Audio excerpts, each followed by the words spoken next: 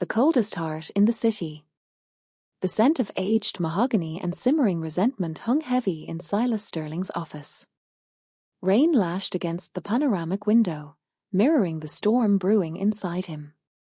He watched as old Manetti, his face a roadmap of defeat, signed the final document. Sterling Holdings now owned Manetti's struggling textile mill, acquired for a pittance, a victory wrung from the man's desperation. "Pleasure doing business with you, Manetti," as Silas said, his voice devoid of warmth. He didn't offer a handshake, only a dismissive nod as Manetti shuffled out, his shoulders slumped. Silas swiveled in his leather chair, the city lights twinkling below like foreland stars. He felt a flicker of something, not satisfaction, not quite. More like a dull ache. He ignored it, focusing instead on the projection charts glowing on his monitor. Profit margins. Growth projections. Control. That was all that mattered. A hesitant knock at the door interrupted his calculations. His assistant, a young woman named Emily, poked her head in. "Mr. Sterling, there's a woman here to see you. Says it's urgent." Silas frowned. "I have no appointments. Tell her to come back tomorrow." "She says it's about a personal matter, sir.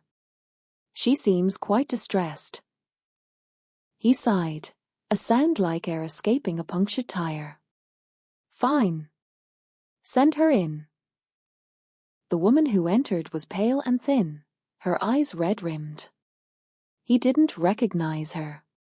She wrung her hands, her gaze darting around the opulent office as if searching for an escape route. "Mr. Sterling," as she began, her voice trembling. "My name is Clara. I believe you know me." He studied her, his brow furrowed. A name dredged up from the depths of memory, a fleeting encounter years ago. A mistake he thought he'd buried. "What do you want, Clara?" His tone was sharp, laced with impatience. She swallowed hard. I had twins. 2 girls. They're yours, Silas." The news hit him like a physical blow. Twins. Children. A complication he couldn't afford. He'd meticulously crafted his life, a fortress of ambition and control. Children didn't fit into the equation. "That's unfortunate," he said, the words clipped and cold. Clara flinched. "They need you, Silas. I can't care for them anymore. I'm sick." He stood up, towering over her. "I am not equipped to care for children, Clara. I have a business to run, a reputation to uphold." "But they're your daughters." Her voice rose in desperation. Silas turned away, pacing to the window. The rain continued to fall, blurring the city lights. He had a solution, a plan forming in his mind, as ruthless and precise as any business deal. "I will provide assistance. Financial support. I'll arrange for them to be taken care of. Discreetly." He turned back to Clara, his face an impassive mask. "You understand, this cannot involve me directly." Clara stared at him, her eyes filled with a mixture of despair and disgust. You're a monster," as she whispered. He didn't flinch. He was a pragmatist. Sentimentality had no place in his world. After Clara left, defeated and broken, Silas called his lawyer. He outlined his instructions, his voice devoid of emotion. The twins would be placed in a foster home, far away from the city, their existence a secret he would bury as deep as he could. A problem solved. He returned to his charts, the numbers swimming before his eyes. He should have felt relief, but instead, a chilling emptiness settled in his chest. The coldest heart in the city beat on, untouched by pity or remorse, but strangely, utterly alone. A stormy night and a leaky boat. The rain hammered down, each drop a tiny fist against Silas's resolve. He swore under his breath, the beam of his lantern struggling to pierce the deluge. The old rowboat, salvaged from the forgotten corner of his boathouse, groaned under his ministrations. It wasn't seaworthy, not by a long shot. He'd known that when he dragged it out, the wood riddled with rot, the seams gaping like hungry mouths. Perfect. He ran a gloved hand along the splintered gunwale, the river a churning black beast at his feet. Thunder cracked overhead, and the lantern flickered, threatening to plunge him into absolute darkness. He had to be quick. He glanced back at the house, a dark silhouette against the raging sky. No lights. Good. He wouldn't want anyone witnessing this, least of all that meddling housekeeper. Silas returned to the task, lining the bottom of the boat with a tattered oilskin tarp. It wouldn't keep the water out completely, but it would slow the inevitable. Enough. He checked his watch, the luminous dial a stark green in the gloom. Time was running out. He moved with a grim efficiency, his movements betraying years of calculated decisions. No room for sentimentality now. He retrieved the 2 bundles from the boathouse, each swaddled in thick blankets. He didn't look at their faces, couldn't afford to. He placed the first bundle gently, almost reluctantly, into the boat. A tiny whimper escaped, swallowed by the roar of the storm. His jaw tightened. The second bundle followed, nestled beside the first. 2 small, innocent lives adrift in a sea of his making. He untied the rope securing the boat to the dock, the rough hemp biting into his gloved hands. He took a deep breath, the humid air thick with the scent of rain and river mud. He pushed. The boat slid into the churning water, caught immediately by the current. It spun momentarily, then righted itself, a small, dark speck against the raging river. He watched it go, the lantern light reflecting off the swirling water. He stood there for a long moment, the rain plastering his hair to his forehead, the thunder a constant, deafening roar. Then, without a backward glance, Silas Sterling turned and walked back towards the house, disappearing into the stormy night. Gus hears a cry. Gus, a St. Bernard whose jowls produced a veritable Niagara of drool, sprawled beneath the porch swing, one enormous paw jerking rhythmically as he dreamt of woodland chases. More than just old MacDonald's dog, he was a furry, 4-legged sage, attuned to the farm's subtle shifts with a sensitivity no weather vane could match. A bumblebee, drunk on pollen, blundered near his nose. A simple snort sent it reeling before he resumed his slumber. The air hung heavy, pregnant with a metallic tang of approaching rain, layered over the familiar fragrance of freshly turned earth and sweet hay. A deep thrum resonated through the aged planks, the river, swollen by recent deluges, flexing its watery muscles. Usually, its song was a comforting murmur, but today it was a guttural growl, vibrating the very foundations. Picking up intensity, the wind keened through the barn's weathered planks, a desolate melody that plucked at some primal chord within Gus. Then, cutting through the din, he heard it. Faint, almost lost to the river's roar and the wind's shriek, a fragile, piping sound. A whimper. It pierced the storm again, higher, a desperate plea borne on the tempest's breath. Gus's head shot up, ears pivoting like radar dishes pinpointing a distant signal. A low rumble resonated in his chest, the squirrel-chasing dream banished. Again.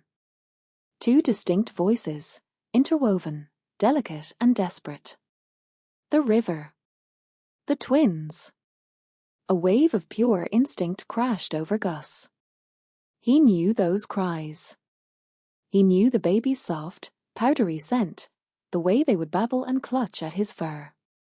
He'd nudged their crib blankets with gentle curiosity, a silent sentinel in their haven.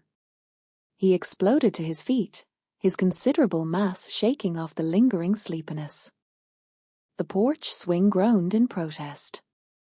He launched himself into the downpour, ignoring the sting of the fat raindrops impacting his thick coat.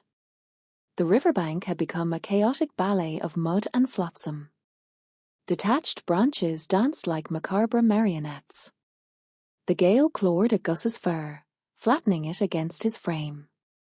He squinted, fighting the rain's blinding curtain.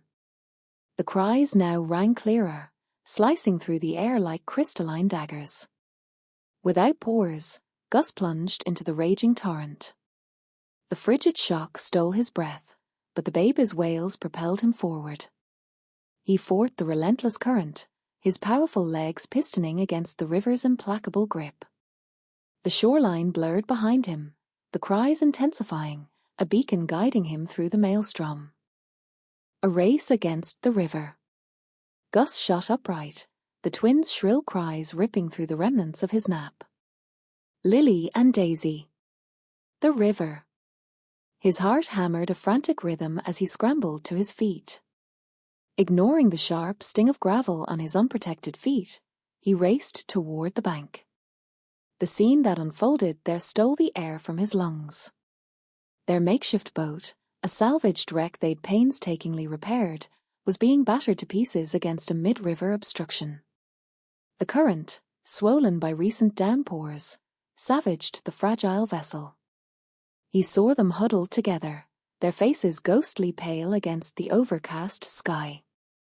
Lily was attempting to protect Daisy, both shivering uncontrollably, tiny tremors racking their bodies. Without a second thought, he plunged in. The frigid water slammed into him, stealing his breath in a gasp of icy shock.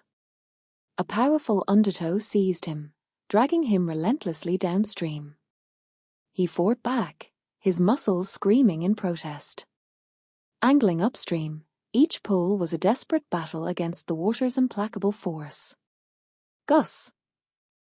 Lily's voice, fragile and thin, sliced through the wind's howl. We're so scared. Daisy echoed, her words choked by sobs. Their terror struck him like a physical blow. Digging deep, Gus churned his arms, his legs pumping with raw, desperate power. The boat seemed impossibly distant. A sickening groan echoed from the splintering wood, amplifying the growing dread in his gut. A large fissure was already spiderwebbing across the hull. It wouldn't withstand much more. The biting cold began to leach the feeling from his extremities. He blinked away the stinging spray, his vision blurring at the edges. He had to reach them. Focusing on their cries, he let them guide him, a fragile lifeline in the swirling chaos. He pushed onward, ignoring the searing ache in his lungs, the fire in his limbs. The vision of their small, petrified faces fueled his every movement. He was near now, close enough to see the tracks of tears on Lily's cheeks, the way Daisy clung to her sister as if she were her only anchor. The boat bucked violently, a sickening crack echoing across the water. He had to get there. Saved by a Saint Bernard. Gus strained against the current, his muscles burning. Each pull on the makeshift oar sent jolts of pain up his arms, but the sight of the rapidly shrinking twins spurred him on. He needed to get closer, needed to reach them before the river decided to swallow them whole. He angled the boat towards the bank, hoping to use the shallower water to his advantage. The river, however, had other plans. With a sickening crunch, the bottom of the boat scraped against something solid, and the vessel shuddered to a halt. Rocks. Jagged, unforgiving rocks. He was stuck, tantalizingly close to the shore, but effectively immobile. No, no, no, he muttered, shoving at the rocks with his oar. The boat wouldn't budge. He was trapped, a helpless observer as Lily and Daisy, mere specks now, drifted further downstream. Panic clawed at his throat. He had to do something. He stood, wobbling precariously in the unsteady boat. The wind whipped his hair across his face, and the roar of the river seemed to mock his efforts. He scanned the shoreline, desperate for any sign of life. Nothing. Just trees and rocks and the relentless rush of water. Taking a deep breath, Gus cupped his hands around his mouth. "Help!" he bellowed, his voice cracking with the effort. The sound was swallowed by the wind and the river's cacophony. He tried again, louder this time, pushing his vocal cords to their limit. "Help! Someone, please help!" Still nothing. Despair threatened to engulf him. He couldn't reach the twins, and no one could hear his cries. He was alone, utterly alone, in this desperate fight against the river's fury. Then, a new sound cut through the din. A deep, resonant bark. It was close, coming from the woods that lined the riverbank. Gus turned, his heart leaping with a surge of hope. He barked again, mimicking the sound, trying to guide whoever, or whatever, was making it. The barking grew louder, closer. And then, bursting through the trees, came a massive St. Bernard, its fur the color of burnt caramel and snow. It stood at the edge of the bank, its intelligent brown eyes fixed on Gus. He barked again, a questioning, almost worried sound. "Help them!" Gus yelled, pointing towards the river. "Please, help the girls." He wasn't sure if the dog understood, but it seemed to sense the urgency in his voice. The St. Bernard whined, then plunged into the river without hesitation, its powerful body cutting through the current with surprising speed. Old MacDonald's discovery. Old MacDonald was patching a hole in the chicken coop, the midday sun warming his back, when he heard it. Gus.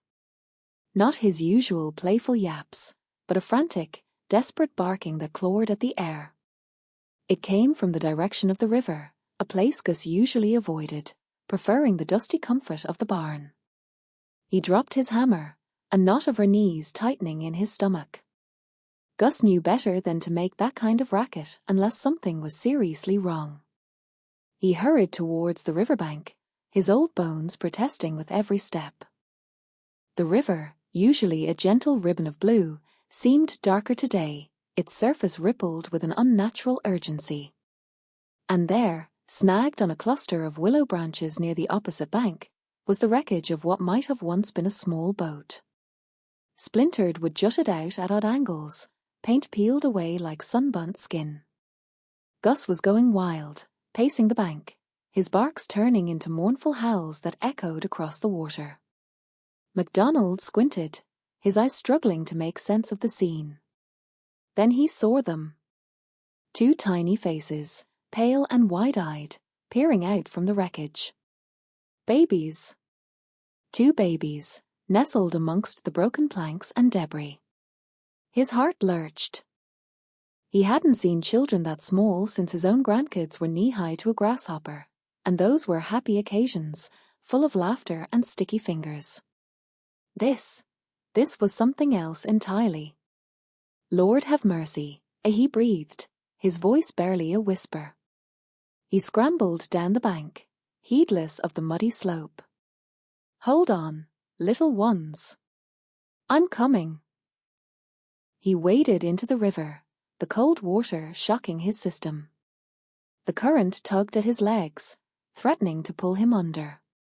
Gus, sensing his intent, plunged into the water beside him, swimming with powerful strokes towards the boat.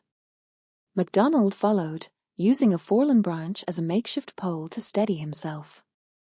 Reaching the boat was a struggle. The sharp edges of the broken wood tore at his trousers and scraped his skin. Gus was already there, nosing gently at the babies, whimpering softly. One of the twins, a little girl with a shock of bright red hair, reached out a tiny hand and patted Gus's head. "Easy now, easy," a MacDonald said, his voice trembling. He carefully lifted the first baby, her skin cool to the touch.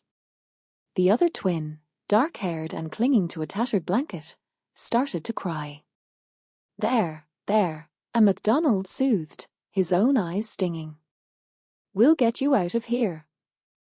He passed the first baby to Gus, who, incredibly, seemed to understand. The dog swam back towards the shore, carefully carrying the child in his mouth, his movements slow and deliberate. MacDonald took a deep breath and gently lifted the second baby. Holding her close, he turned and began the arduous trek back to the bank, each step a battle against the relentless current and the growing fear in his heart. He had no idea how these babies had ended up in that broken boat, but he knew one thing: they were coming home with him. Warmth and love on the farm. Old MacDonald, his face etched with concern, hurried the twins toward the farmhouse. Lily shivered, her small teeth chattering despite the thick blanket he'd wrapped around her. Daisy, usually the more stoic of the two, whimpered softly, clutching a sodden drawing of a butterfly to her chest. Gus, fur plastered to his sides, trotted faithfully at their heels, nudging Lily's hand with his wet nose as if to reassure her. The farmhouse, a sprawling structure of weathered wood and fieldstone, glowed with a warm, inviting light. Inside, the air smelled of wood smoke and something sweet, like baking apples. A woman with kind eyes and a flour-dusted apron rushed forward. "Oh, the poor darlings," she exclaimed, ushering them toward a crackling fire in the hearth. "Martha, these are Lily and Daisy," old MacDonald said, his voice unusually gentle. "They need some tending." Martha, her movements efficient and practiced, settled the twins on a plush rug before the fire. She peeled off their wet clothes, replacing them with soft, oversized flannel shirts that smelled faintly of lavender. The warmth began to seep into their chilled limbs, and the trembling subsided slightly. Soon, Martha returned with steaming mugs of warm milk, laced with honey. Lily, ever the adventurer, took a tentative sip and then drained the mug in one go. Daisy, hesitant at first, watched Lily and then followed suit, a small smile gracing her lips as the sweetness spread through her. Gus, ever vigilant, settled between them, his warm body a comforting presence. He rested his head on Lily's lap, his eyes fixed on the fire, a low rumble vibrating in his chest. As the twins sipped their milk, old MacDonald knelt beside them, his large hands enveloping theirs. "You're safe now," he said, his voice rough with emotion. "We'll take care of you." The fire popped and crackled, casting dancing shadows on the walls. Martha hummed a gentle tune as she bustled around the kitchen, preparing a simple supper. The aroma of roasted chicken filled the air, a promise of nourishment and comfort. Lily, her eyes heavy with exhaustion, leaned against Gus, her fingers burying themselves in his thick fur. Daisy, still clutching her soggy drawing, snuggled closer to her sister, a sense of peace settling over her. For the first time since they'd woken up in the river, a flicker of hope ignited within them. They were still scared, still unsure of what the future held, but here, in the warmth of the farmhouse, surrounded by kindness and protected by their loyal companion, they felt a glimmer of something they hadn't known they were missing: love. Gus licked Lily's hand. He knew. He always knew. They were home. A glimmer of regret. The muted grey of the penthouse mirrored Silas Sterling's mood. Rain lashed against the panoramic windows, blurring the already indistinct city lights below. He swirled the amber liquid in his glass, the expensive scotch doing little to soothe the gnawing unease that had taken root since early that morning. He'd dismissed the initial news flashes as irrelevant noise. 2 abandoned infants rescued from a river? A tragedy, certainly, but a distant one. The world was full of tragedies. He signed off on another multi-million-dollar deal, the numbers momentarily eclipsing the nagging feeling. Then came the pictures. He'd been scrolling through the financial reports on his tablet when a news banner caught his eye. A miracle babies, Lily and Daisy recovering well. He'd almost swiped past it, but something, a flicker of ear what? Made him pause. He clicked. There they were. Two tiny faces, nestled amongst fluffy blankets in a hospital crib. Lily, with her shock of dark hair, was sucking contentedly on a pacifier. Daisy, her face slightly more visible, had Silas reeling. The curve of her cheek, the delicate slope of her nose, it was undeniably, cruelly, a miniature version of himself. He felt a cold fist clench around his heart. He hadn't allowed himself to dwell on their features, hadn't permitted any connection to form in his mind the night he stopped the thought before it fully materialized. The article detailed their ordeal, the heroic rescue by AK-9 unit, the outpouring of public support. Words like a miracle, a resilience, ear and a blessing were tossed around with nauseating abandon. He forced himself to read on, each sentence a tiny shard of glass lodging under his skin. He saw another image, a close-up of Daisy. Her eyes were open, a startling shade of blue, gazing directly at the camera. For a fleeting moment, Silas felt something akin to longing. A sharp, unfamiliar pain pierced through the carefully constructed walls of his indifference. He slammed the tablet onto the mahogany desk, the scotch sloshing over the rim of the glass. He paced to the window, his reflection a ghost in the rain-streaked glass. He told himself it was anger. Anger at the intrusion, at the way these children, his children, had managed to breach the carefully constructed barriers he had erected around his life. He was Silas Sterling. He controlled his world. He dictated his narrative. But as he stared out at the city, the storm mirroring the turmoil within, he couldn't shake the image of those two small faces. A flicker of something he refused to name, regret, perhaps, danced in his chest, a dark ember threatening to ignite. He reached for the bottle of scotch, seeking oblivion in its amber depths. The rain continued to fall, washing away the city, but not the haunting image of Lily and Daisy. Not yet. Forgiveness and new beginnings. The passage of years had burnished the edges of the old MacDonald farm, mirroring the way time had seasoned the two women who now resided there. Lily, a natural daredevil, scrambled up the venerable oak with simian grace, her peals of laughter ringing through the orchard. Beneath its sprawling canopy, Daisy sat sketching in her time-worn journal, attempting to capture the sun's mosaic cast by the leaves. Gus, his silvered snout resting on her leg, kept watch, a quiet, steadfast guardian. He was more than a pet. He was a living shadow, a furry sentinel, an unfailing companion. Then, a polished obsidian car crunched up the drive, an anomaly in the landscape of verdant fields and weathered fences. Silas Sterling emerged, his bespoke suit a jarring note against the backdrop of rural simplicity. He appeared older than his years, haunted by shadows only he could see. Lurid news reports about two infants pulled from the river had festered like poison ivy in the recesses of his opulent, yet joyless mansion. He approached the house, trepidation evident in every step, his expensive shoes grating on the stone path. Sensing the newcomer's internal conflict, Gus rose, a subterranean growl vibrating in his chest. Alerted by the sound, Lily descended from her perch, her gaze sharp with suspicion. Daisy, ever the mediator, soothed the dog with a gentle hand. "Is there something we can do for you?" Lily queried, her voice laced with caution. Silas's breath caught in his throat. I'm looking for Lily and Daisy." A shared glance passed between the sisters. "You found us," a Daisy confirmed softly. He inhaled deeply, a ragged sound. "My name is Silas Sterling." The pronouncement hung in the air, laden with unspoken history. Lily's expression hardened, while Daisy's eyes remained wide with a mixture of anticipation and apprehension. "We're aware of that fact," Lily stated flatly. Gus filled in the blanks. Silas recoiled subtly. "The dog?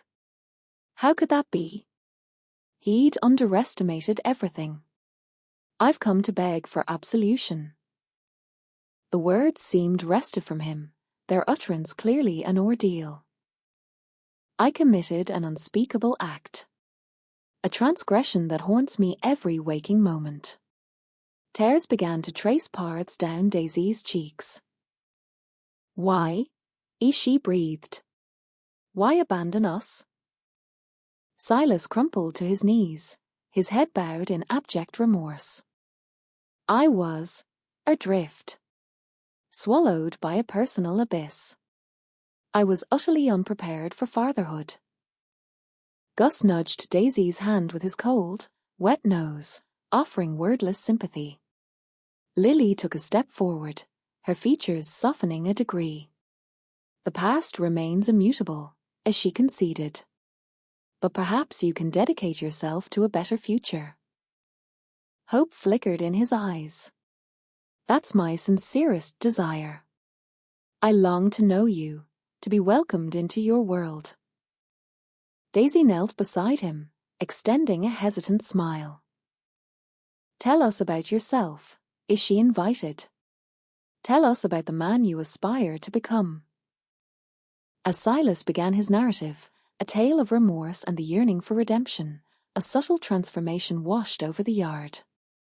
It wasn't the tangible warmth of the summer sun, but an intangible warmth, the glow of potential forgiveness, burgeoning understanding, the dawn of a new chapter.